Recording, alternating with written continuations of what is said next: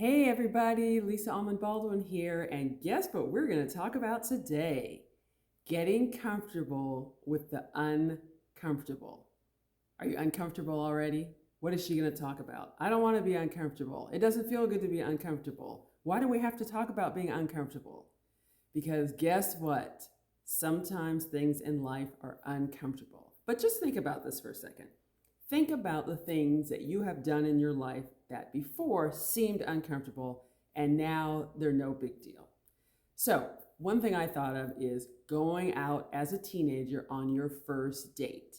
You may have been really excited, looking forward to it, but it was uncomfortable.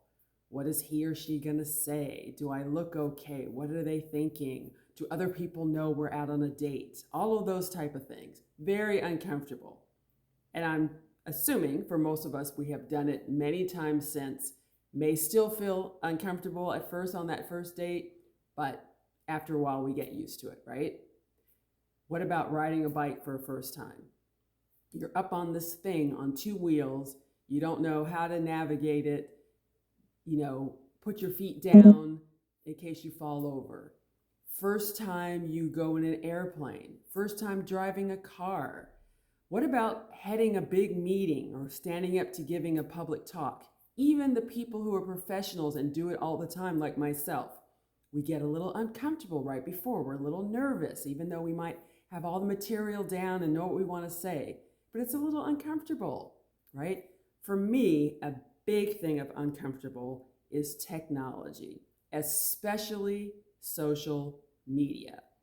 There's just so much going on with it. It just confounds me, but it is the way of the world. It's the way we can communicate. It's the way I promote what I'm doing. It's the way I keep in touch with friends, and it's very uncomfortable.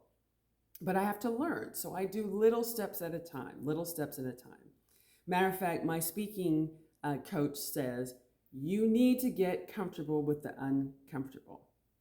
So think about all the different ways that you may have been uncomfortable, but you've gone through it. Having a difficult conversation with somebody. Maybe it's a spouse or a child or a friend or a coworker, right? Like I said before, heading a big meeting for the first time or standing up in front of people. But the more you keep flexing that muscle, it's like yoga moves. Some of those moves are downright uncomfortable. And to try and hold them for more than 10 seconds is just like torture.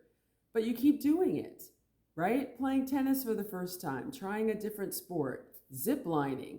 I have a fear of heights, but I still wanted to try ziplining. And I was scared out of my mind the first time. And I'm still halfway scared out of my mind, but I love it now and I keep doing it, but it's still uncomfortable. But look what's on the other side of it, the joy and the fun and the excitement. So today, take a look at if there's anything in your life that you are avoiding because it feels uncomfortable. Because if you crawl out on that skinny branch of uncomfortability, you're going to find that that is where the fruit lies.